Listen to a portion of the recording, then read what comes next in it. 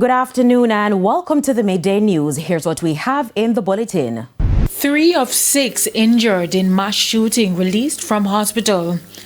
St. Elizabeth police investigate the circumstance surrounding shooting of a man in the mouth. And later in sports, West Indies legend Brian Lara questions players' commitment to cricket. For joining us, I'm Kerry Simpson. Here are the details. Up first this afternoon, 3 of 6 persons injured in a brazen gun attack along Text Lane in the vicinity of Charles Street in Kingston Tuesday night have been treated and released from hospital. The other 3 persons remain in hospital in critical but stable condition. Among them is a disabled young girl. According to reports, about 8:50 Tuesday night, armed men drove up in a white car and opened fire at a group of people before escaping. The police were alerted and the injured were taken to hospital for treatment. The police are keeping a close watch on sections of central Kingston. The Santa Cruz police are seeking the public's assistance in locating a man who shot and injured another man in the number 1 Santa Cruz bus park in St. Elizabeth last night. TVJ News understands that around 8 p.m. the suspect walked up to the victim and shot him in the mouth before fleeing the scene. The injured man was rushed to hospital where he was admitted in serious but stable condition. No motive has been established for the attack. A disturbing case of road rage in St. Andrew is making its round on social media. The incident occurred sometime Tuesday afternoon and involved the drivers of a grey sports utility vehicle and a white Toyota Probox. Now, it's unclear what led to the altercation, but according to reports, a car chase from Halfway Tree ended on Constant Spring Road. Things got physical with one of the men brandishing his firearm. Head of the St. Andrews Central Superintendent Mark Harris confirmed that an investigation is underway. A total of $87.5 million has been paid out to tipsters in rewards without compromising sources. That's according to State Minister in the Ministry of National Security and Peace, Juliet Cuthbert-Flynn. Speaking at Crimestop's 36th anniversary on Sunday, Mrs. Cuthbert-Flynn revealed that the Jamaica Constabulary Force has made significant gains due to its partnership with Crimestop. In 2025 alone, the momentum has continued. Between January and August, Crimestop received more than 600 tips, recording a success rate of 1 in every 6 first calls. Compared with the same period in 2024, success have increased by 24%. And this tells a story of progress, of resilience, and of citizens who continue to trust Crimestop as the safest channel to play their part in crime fighting. Recognized as the number 1 Crime Stopper program in the Caribbean, Mrs. Cuthbert-Flynn said the country looks ahead with great expectations. Jamaica is on a journey of peace. This journey requires strengthening of trust between citizens and law enforcement, the deepening of private and public partnerships, and the continued empowerment of our people to play an active role in shaping safer communities. Crimestop Jamaica has proven over 36 years that when citizens are given a voice, when trust is prioritized, and when confidentiality is protected, crime can be confronted effectively. A week and a half since the disappearance of first-form Manchester High School student Jaden Smith, the Ministry of Education is urging greater monitoring to prevent a recurrence. Community Relations Education Officer for Region 5, Anita Bailey, was speaking at the Christiana High School in response to the gruesome discovery of the burnt body of a female second-form student who was reported missing last Friday. She stressed that it is not only the responsibility of parents and guardians to ensure children are adequately monitored. Marketing and communications firm MarketMe Consulting Limited says the Integrity Commission's recent report on government contracts has reaffirmed its integrity and professionalism. The report revealed that the company received 15 contracts worth $78.6 million, mostly from the Ministry of Health through direct contracting, which breached Finance Ministry guidelines. While the investigation found no evidence that Health Minister Dr. Christopher Tufton influenced the awards, it noted that his friendship with MarketMe's co-managing director, Lindsay McDonough, created a perceived conflict of interest. Now, MarketMe says it is now focused on continuing its work with clients and communities. A stop order has been placed on a proposed cell site in the Rosetta Sendeca area of St. Anne, following outcry from residents who say no proper consultation was done. They complain that the cell site is being built right in the middle of their community, on a hill where several people reside. No, I'm not happy because I do not want the post near me. My house is close to the pole, and I said I don't want to get sick, neither my family. I know this might seem like we are some type of troublemaker, or we are making any trouble, but we are not making any trouble, right? So we need someone from either NEPA or the telecommunication to come and have a conversation with us, and then we can take it from there. When contacted, acting CEO of the St. Anne Municipal Corporation, Trevor Clayton, confirmed that an application was submitted by a cell service company, but to date, no permit was granted for work to begin. To this end, a stop order was placed on the site, stipulating construction will be halted until all legal requirements are met. It further dictates that all permits, assessments, and technical documents must be submitted to the Municipal Corporation, and a community meeting must be held before any work is done. Once known as Jamaica's capital of casual, Negril is now at a crossroads, balancing its laid-back charm with the push for modern development. As the resort town undergoes major transition, stakeholders are calling for greater local investment and support to keep Negril's economy thriving. Antonia Atkinson has more in this report.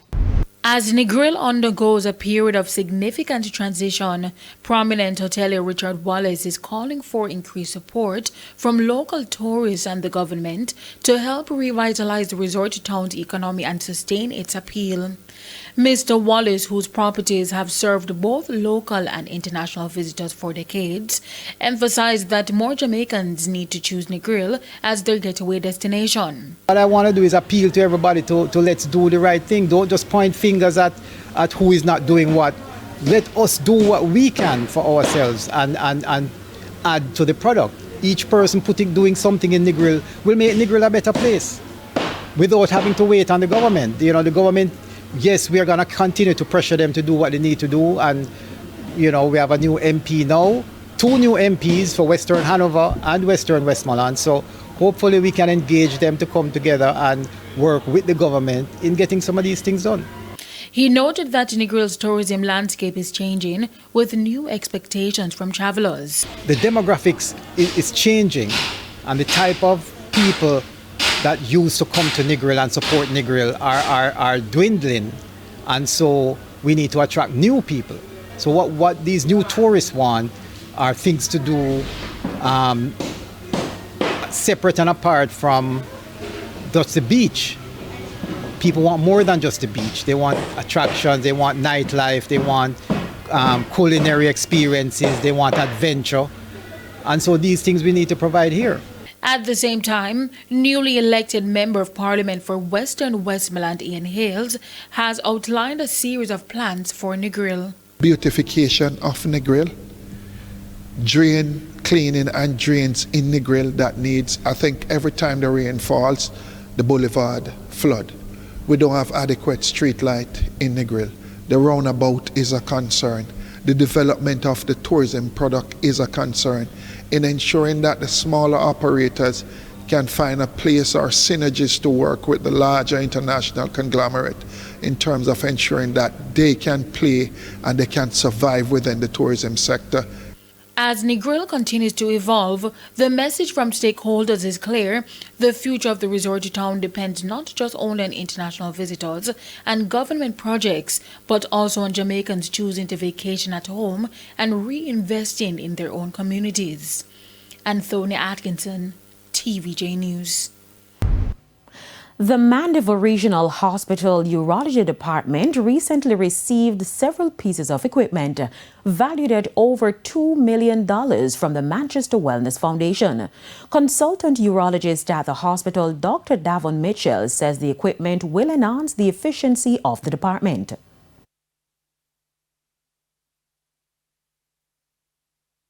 So what we want to create is a little unit. It's what we call a urologist suite, where we can offer procedures like this without major operating theatre. Patients can get local anesthetic procedures done and therefore go home faster, or save the major operating theatres for bigger procedures. That is the basic part of urology here. The equipment was purchased from the foundation's fundraising events and brings the total value of its donation to over $25 million over the last 4 years. And it's time for a break. Stay with us, more stories when we return. Welcome back to the Midday News. It is now time for the Business Minute. The country's net international reserves, NIR, or the difference between its foreign assets and its foreign liabilities, climbed by $44 million to $6.195 billion at the end of September, from $6.51 billion at the end of August this year. This was due to a $37.6 million spike in the country's foreign assets to $6.22 billion at the end of September, from $6.18 billion at the end of August of this year. Meanwhile, the country's foreign liabilities fell to $22.7 million at the end of September, from $29.1 million at the end of August this year. Further afield, the price of gold has hit a record high of more than $4,000 an ounce as investors look for safe places to put their money over concerns about economic and political uncertainty around the world. Gold has hit its biggest rally since the 1970s, rising by around a third since April, when US President Donald Trump announced tariffs which have upset global trade. Analysts say another issue worrying investors is delays to the release of key economic data as US government shutdown enters its second week. And that's it for the Business Minute. I'm Prince Moore. And here's a preview of what's coming up in this evening's health report. In this evening's health report, we look at gynecological laparoscopy. What's the one problem? The problem is some of the equipment needs can be substantial, and so there is I'm going to say an increased cost of actually doing the procedure because of some of the equipment that we must have and what's needed here, on the ground, which we're trying to help with where, and provide for the teams down here. But it's well worth it. That's the health report in Primetime News at 7. And now for today's healthy living tip. Rest is key. Sleep and take it easy. Take medications, painkillers and antibiotics on time. Start with light food and lots of water. Attend your follow-up appointment and ask when to resume work, driving or other activities. And it's time now for the top regional and international stories.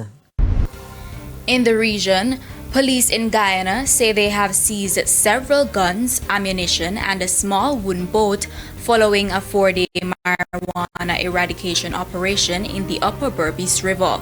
Using a drone, officers spotted a 6-acre farm prepared for planting and destroyed 4 nursery beds with about 5,000 seedlings, 64 pounds of dried cannabis, and 3 acres of mature plants. 30 of the 64 pounds of cannabis were found in an abandoned church. And on the international scene, Denmark is the latest country considering a ban on social media for younger children. Prime Minister Mette Frederiksen says mobile phones and online platforms are, quote, stealing children's childhood, end quote, and contributing to anxiety and depression. Norway is also weighing a similar move, while Australia has already banned social media for those under 16. TikTok and other platforms are pushing back, promoting themselves as educational tools. And those were the top regional and international stories. I'm Aliyah Bryant. Thank you, Alia. We now head to a quick break. When we come back, we'll have your midday sports report.